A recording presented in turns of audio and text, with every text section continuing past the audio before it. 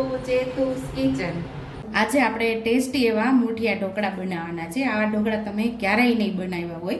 અહીંયા આપણે કોબી લીધી છે, એકદમ ઝીણી ઝીણી આપણે સુધારી લીધી છે અહીંયા કોબી, અને અહીંયા પાલક લીધી છે, પાલક સુધારી લીધી છે। એ જેટલી કોબી લીધી એટલી જ પાલક લીધી છે, એની અડધી આપણે મેથી લીધી છે। અહીંયા લીલા ધાણા લીધા છે, અને 2 ચમચી જેટલી ખાંડ લીધેલી છે, 1 લીંબુ લીધું છે, અડધી ચમચી જેટલા અજમા, અડધી ચમચી જેટલો ગરમ મસાલો, 1/4 કપ આપણે રવો લીધો છે, 1/4 કપ આપણે ચણાનો લોટ લીધો છે, અને એક આપણે જુવારનો લોટ લેવાનો છે। આ જ બાઉલ ભરીને જુવારનો લોટ, એટલે 2 ભાગની જુવાર છે ને 1 ભાગનો બાજરાનો લોટ છે, એવી રીતે આપણે માપ કરેલું છે। અને અહીંયા આદુ, લસણ અને મરચાંની પેસ્ટ તૈયાર કરી લીધી છે આપણે। બાકી રેગ્યુલર મસાલાની અંદરથી મસાલાનો ઉપયોગ કરી અને ન તો સોડા ન તો ઈનો, એકદમ મસ્ત સોફ્ટ, મોઢામાં મૂકતા જ ઓગળી જાય એવા ટેસ્ટી એવા આપણે મુઠિયા બનાવવાના છે। તો આજે મેં બધા ઇન્ગ્રેડિયન્ટ બતાવી દીધા છે। તમને આ જોઈને મોઢામાં પાણી આવી ગયું હોય તો એકવાર તો સબસ્ક્રાઇબ કરી જ દેજો। અહીંયા આપણે કોબી ઝીણી ઝીણી સુધારેલી લીધી છે। તમારી પાસે ગાજર હોય ને તો ગાજર પણ તમે અહીંયા ઉમેરી શકો છો। વેજીટેબલ આપણે વધારે લેવાનું। અહીંયા આપણે જેટલી કોબી ને એટલી જ પાલક લીધેલી છે, અને મેથી, આ બેની અડધા ભાગની આપણે મેથી ભાજી નાખવાની છે। આદુ, લસણ અને મરચાંની પેસ્ટ, 1 ઇંચ આદુનો ટુકડો છે, અને 3 લીલા મરચાં અને 1 નાનો લસણનો ગાંઠિયો ફોલી અને સરસ એવી પેસ્ટ બનાવી લીધી છે આપણે। અહીંયા આપણે અજમા ઉમેરી દઈશું, પહેલાં હાથેથી મસળીને। 2 ચમચી ખાંડ ઉમેરી દઈશું, ગરમ મસાલો ઉમેરી દઈશું, અડધી ચમચી જેટલી હળદર ઉમેરશું, 1 ચમચી જેટલું ધાણા જીરું પાવડર, તીખાશ તમારા સ્વાદ મુજબ 1 ચમચી અહીંયા લાલ મરચું પાવડર ઉમેરશું, 5 ચમચી જેટલી હિંગ ઉમેરશું, સ્વાદ મુજબ આપણે મીઠું ઉમેરશું। આ પહેલાં મસાલો બધો મિક્સ કરી લેવાનો છે પાલક અને કોબી સાથે, પછી આપણે આમાં લોટ ઉમેરશું। જે એનું પાણી થશે ને એની અંદર જ આપણે લોટ બાંધવાનો છે।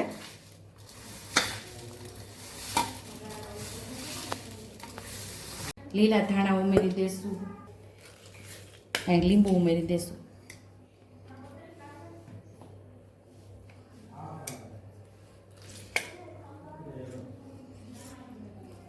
અહીંયા આપણે નાની વાટકી 1/4 કપ જેટલો ચણાનો લોટ, એટલો જ રવો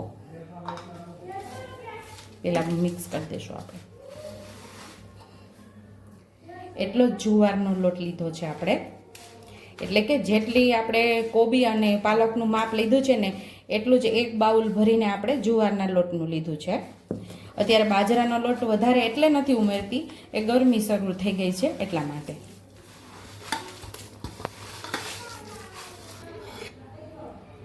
બે ચમચી જેટલું આપણે મોણમાં તેલ ઉમેરશું,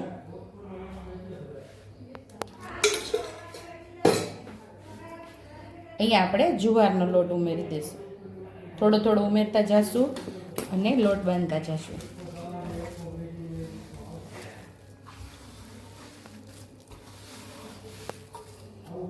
અહીંયા આપણે બધું ઉમેરી દઈશું।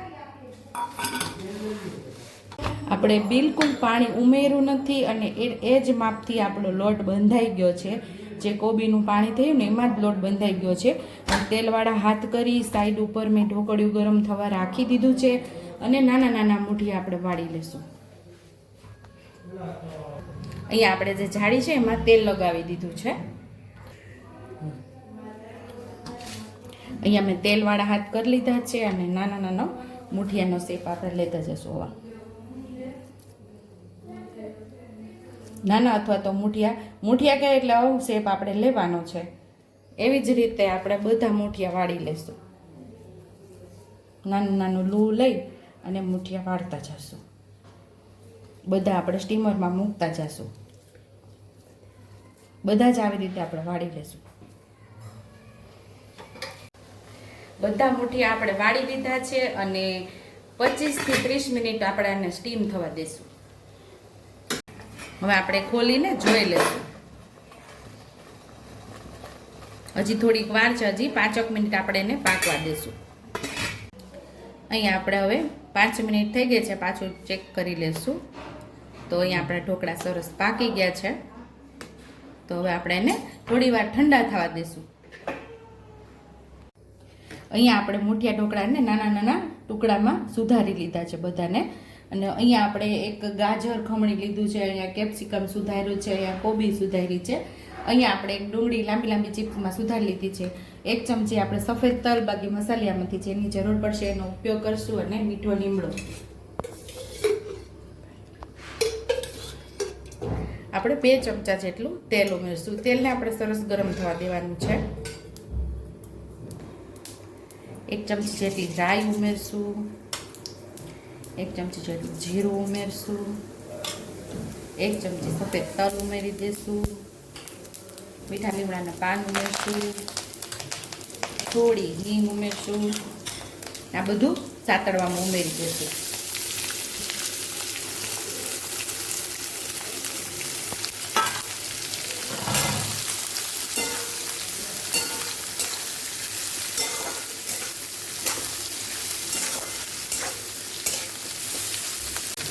પાંચ ચમચી જેટલી હળદર ઉમેરશું, અડધી ચમચી જેટલી ખાંડ, જેટલું વેજીટેબલ સાતળવામાં ઉમેર્યું છે એ ભાગનું આપણે મીઠું ઉમેરશું.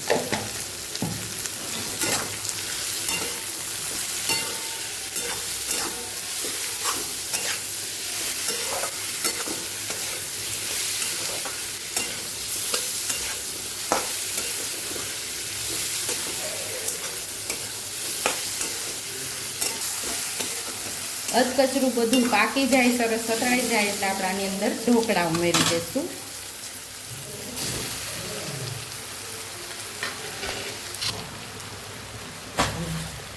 થોડા લીલા ધાણા ઉમેરી અને સરસ આપણે મિક્સ કરી દઈશું.